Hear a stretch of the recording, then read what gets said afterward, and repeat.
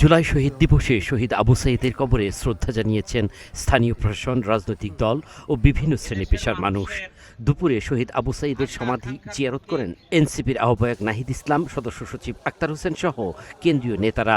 এর আগে আবু সাঈদের সমাধিতে আসেন ছাত্রদল ও ছাত্র শিবিরের কেন্দ্রীয় সভাপতি সহ বিভিন্ন রাজনৈতিক দলের নেতারা। দেশের জন্য বুক চিতিয়ে গুলিবিদ্ধ হয়ে আবু সাঈদের মৃত্যুর আজ 2 বছর। জুলাই শহীদ দিবসে বাংলার এই সূর্য সন্তানকে শ্রদ্ধা জানাতে প্রথম প্রহর থেকেই পীরগঞ্জের বাবনপাড়া এলাকায় মানুষের ভিড়।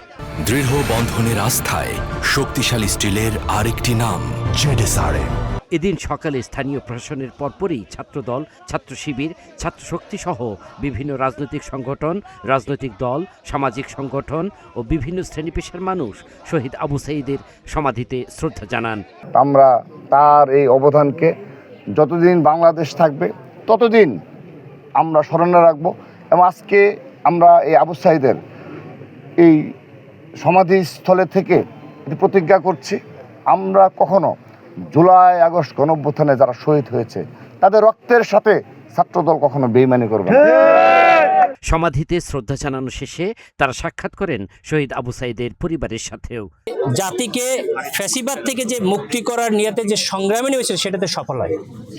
তো শহীদ আবু সাঈদ শুধু একটা নাম না, একটা আইকন, এবং বিশ্বের বুকে তাকে নিয়ে এখন স্টাডি হচ্ছে। সারা বিশ্বের মানুষ তাকে রিসার্চ করছে যে কিভাবে এই একটি ফ্যাসিবাদ দূর করার জন্যে একটি ছাত্র জনতা, ইয়ং জেনারেশনকে উদ্বুদ্ধ করা যায়, জীবন বিলে দিয়ে কিভাবে দাঁড়ানো যায়, ফ্যাসিবাদ থেকে মুক্তি হওয়া যায়। সেটারই ধারাবাহিকতায় জামায়াতে ইসলামী সেটাকে এবং ইসলামী ছাত্র শিবির আমরা সেটাকে মনে প্রাণে ধারণ করি। সমাধিতে শ্রদ্ধা জানিয়ে শহীদ আবু সাঈদের বাড়িতে তার পরিবারের সাথে সাক্ষাৎ করেন মুক্তিযুদ্ধ বিষয়ক মন্ত্রী আহমেদ আজম খান। আবু সাঈদ, ওয়াসিম আকরাম এদেরকে কেন্দ্র করেই, এদের চেতনা বাস্তবায়নের লক্ষ্যেই সরকার আজকের দিনটাকে সারা বাংলাদেশের মানুষের কাছে এবং বিশ্বের কাছে ছড়িয়ে দেবার জন্যে সরকার জুলাই শহীদ দিবস ঘোষণা করেছেন এবং আমাকে মাননীয় প্রধানমন্ত্রী জনাব তারেক রহমান এখানে পাঠিয়েছেন। দুপুরে রংপুরের পীরগঞ্জে আবু সাঈদের পৈতৃক ভিটায় আসেন এনসিপির নেতৃবৃন্দ।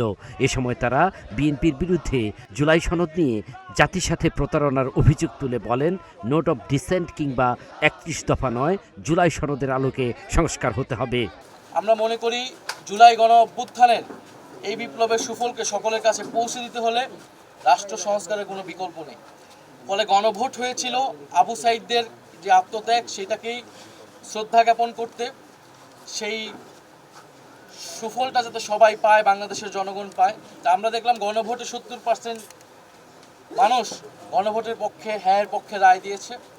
কিন্তু বর্তমান সরকার সেই রায়ের সাথে বিশ্বাসঘাতকতা করেছে, প্রতারণা করেছে এবং সেই গণভোটের রায় তারা কার্যকর করছে না। জুলাই সনদ তারা মুখে মুখে কার্যকর করবে বলছে, এটা তাদের কেবলই মৌখিক প্রতারণা। তারা 31 দফার সাথে প্রতারণা করেছে। তারা বলেছিল সংবিধান সংস্কার কমিশন করবে, সেটি তারা করেনি। আবু সাঈদের সমাধি থেকে কেবল একটি হত্যা মামলার বিচার নয়, সকল হত্যার বিচার দাবি করে গণভোটের রায় বাস্তবায়নের মাধ্যমে নতুন বাংলাদেশ বিনির্মাণের আশা করেন এনসিপির নেতৃবৃন্দ। আল মাসুদ নয়ন, নাগরিক প্রতিদিন।